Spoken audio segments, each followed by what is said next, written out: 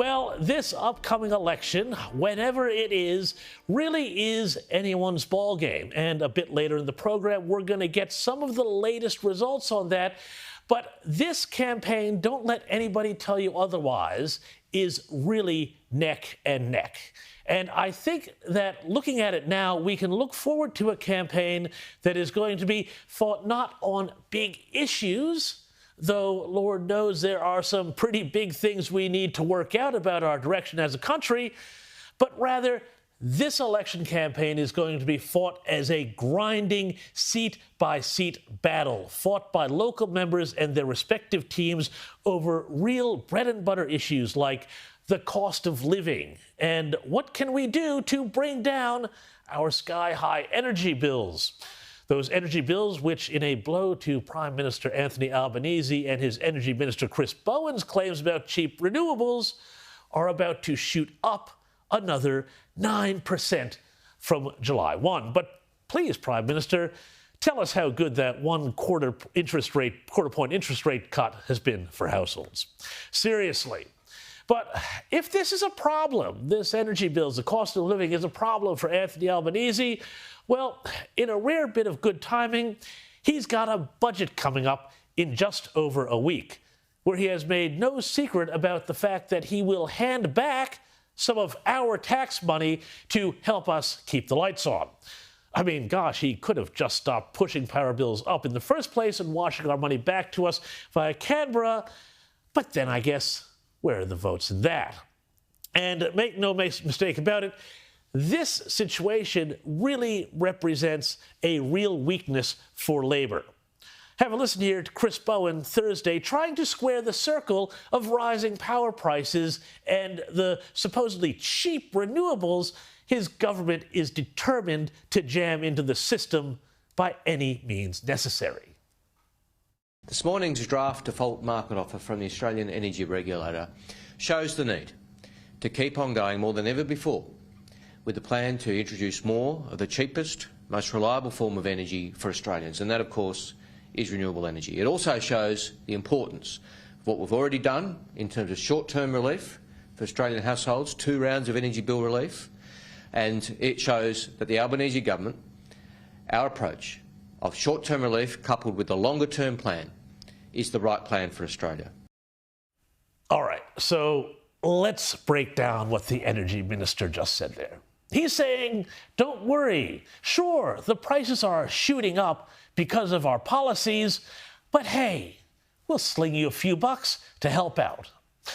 I guess at least he didn't try and blame Putin for rising energy prices, although Labour's new unlikely attack dog, Murray Watt, tried that one on Friday too. But given all the contradictions between Labour's green utopia and the reality Australian bill payers, homeowners, business owners actually exist in, well, you would think that in the polls, Peter Dutton would be streets ahead at this point. And to be fair, he's doing very well for someone who came in at such a negative point and for a first-term opposition leader. Yet, let's be real. What is deserved and what is reality are in politics very often 2 very different things. And energy remains a problem for Peter Dutton too, because, let's be honest about it, other than his plan for nuclear power, which is a great idea, and we need it, oh, how we need it in this country, it is still going to take years, really at least a decade, to bring that reliable baseload power online.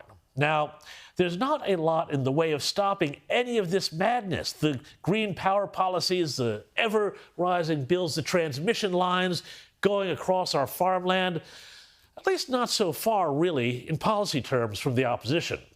The fact is, we have seen so far, well, not a lot in the way from the opposition of connecting with people over the issue of how Peter Dutton and the coalition are going to make not just power bills cheaper, but life cheaper for everyday Australians. And that is the key to this. And we don't yet, though, have policy, particularly since the Libs got spooked over the poor reception over their changes to the fringe benefit tax a few weeks ago. So Peter Dutton, yes, he has promised. He's promised now instead to slash public servants to pay for some of his programs. But I think that also might be a double-edged sword in a country where, frankly, let's be honest about it, a lot of people, too many people, like their government and their government services. But I think there may be a ray of light on the horizon here. And I think it is far better for the coalition not to talk about firing public servants. That's too American. Instead, they should show just how government money is being wasted. And wasted it is. Now, today, Daily Telegraph reporter Angira Bharadwaj revealed that this is just what Dutton and the coalition are planning to do: expose all the ridiculous things Labor has let tax dollars flow through to. And as she reports, this includes, you're going to love this, billions of dollars of taxpayer cash that has been spent on federal government grants, including $1 million for decolonizing breastfeeding. What? $898,000 on creating an anti-racist dentistry curriculum, and $18,000 for a drag show for scientists. Well, that sounds like money well spent. Taxpayer dollars, according to Angira Bharadwaj at The Telegraph, were also splashed on promoting a colonial resistance dance and a solo exhibition from an artist who uses souvenir tea towels to challenge racial stereotypes of First Nations people. As well, the University of Adelaide received $898,000 to develop, as I said, that anti-racism curriculum for dental students, enhance the recruitment and well-being of Aboriginal and Torres Strait Islander dentists, and create an oral promotion training model for Aboriginal health workers. That's not all. There was $18,480 for a drag show for scientists as part of National Science Week, grants by the Department of Industry, Science, and Resources. This is, of course, insanity. And it is the sort of madness that connects viscerally with voters who are doing it tough and paying a lot of money in tax. I mean, they're going to look at all that and say, they are wasting our money on what? Drag queens and anti-racist dentistry?